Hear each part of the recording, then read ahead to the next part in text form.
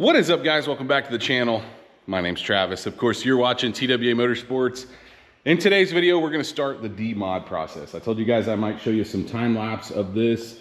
I'm going to start, I think, under the hood here, get this old S&B filter. I say old, new S&B filter off. I've got the box up there. I hope I kept all the parts. I think that I did. But yeah, we need to do some take apart here. I hope that I have, like I said, I have all the parts to make this happen. I don't see me getting rid of stuff, but I feel like there was something like a clip that was missing or something when I did all this. But in order to make this all happen, you do have to take this little package tray out here, because this filter like loops up. There's like an opening right here. So I don't know if like something comes through the front of the hood, I guess, maybe, and kind of rams air in there, and then you've got an opening there. You can see the filter still looks nice. I mean, it's got dust on it, and obviously the under the hood's dusty, but let's see if we can get that box down, see what all we've got, and hopefully reverse the instructions on this thing.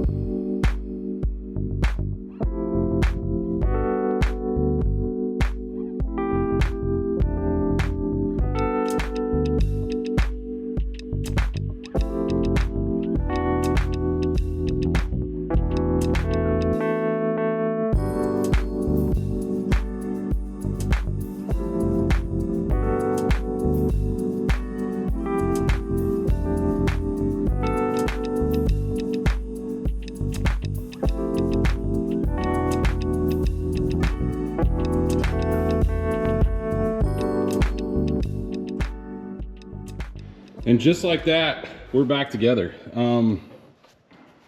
Crazy, isn't it?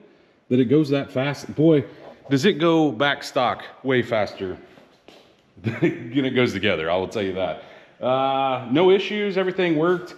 I actually lost one of the rubber boots that hold the back of the box in place back when I installed this, but then I found it on the stock piece in there. So don't know what's going on there, but anyway, we're installed, everything's snug, got it all back together, everything fit like it should. Of course, it, you know, look, it's factory, so I don't know why it wouldn't, but I think that went so well. I wasn't gonna show you guys the de-lowering process, let's call it, until I found some wheels, but I think I'm gonna find some. So at this point, I'm gonna go ahead and at least start the front process in this video. And I'm actually gonna do it on the ground because I can set in my little, one of these chairs, either that one or my Viper chair, and it's just more comfortable for me to do setting down. When we go to do the back, I may pull it onto the lift here. It just depends on when I get the tune for the Trans Am. It should be here anytime. But let's get started. Let's straighten the wheels out, and let's get the wheels off, and we'll go from there. I've got it off the ground. Good news and bad news is, guys, the good news is like, if we buy what I think we're gonna buy, that intake that we just took off will fit. The downside is this front stuff will not. Not a big deal. Anyway, you also may remember, to get these wheels to fit on this truck, I had to use a spacer.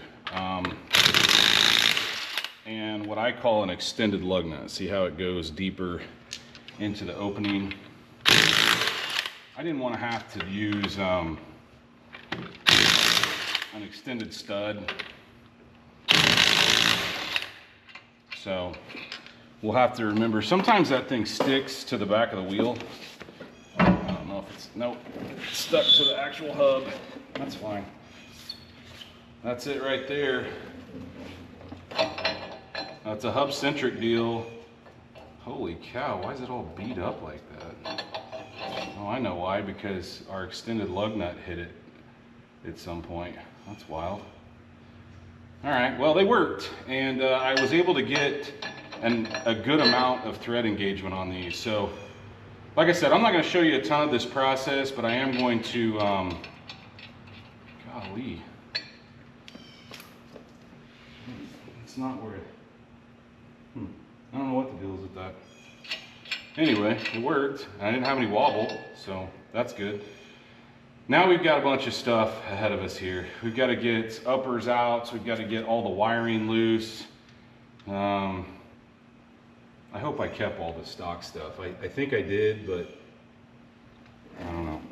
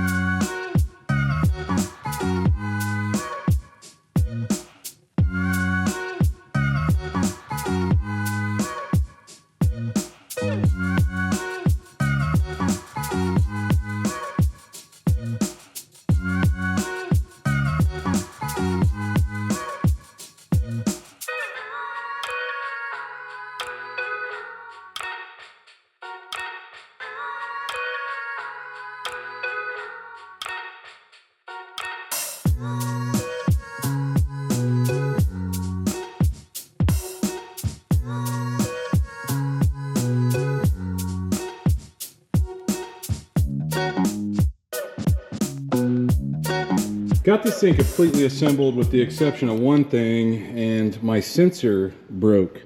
So the little rod that goes down the ride height sensor, it actually broke on this thing. So I've got a new one right here, GM part, and so I'm ready to put that on. But I will show you guys, I found a set of stock wheels, and you can see they're just a set of stockers. Really neat tires on the back. I'm gonna see if I can accomplish getting a set of tires, but this side is locked down, ready to go. I need to torque the wheel.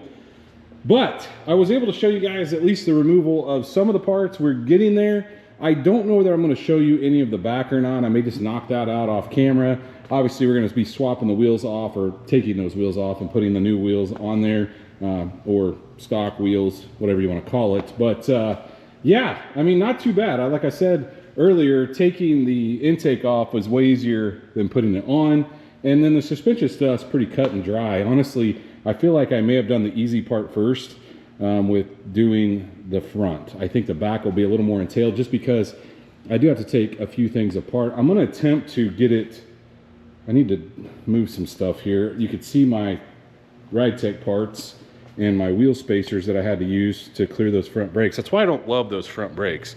Everybody's like, why don't you put those on the green truck? Well, because I don't want to have a specialty wheel to fit it. But if you guys are enjoying the going back to stock, this may be the last time you see it, because if I decide not to show you guys the back, which I don't think I am right now, and I sell this thing, this may be the last time you get a peek at this truck.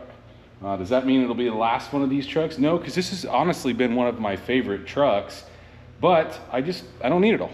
So if you are enjoying it, guys, please, like always, smash that thumbs up button. If you are not subscribed, go down, hit the subscribe. Of course, like always, ring that bell notification. That will notify you every single time we drop a video on, well, maybe not this, but any of this other stuff.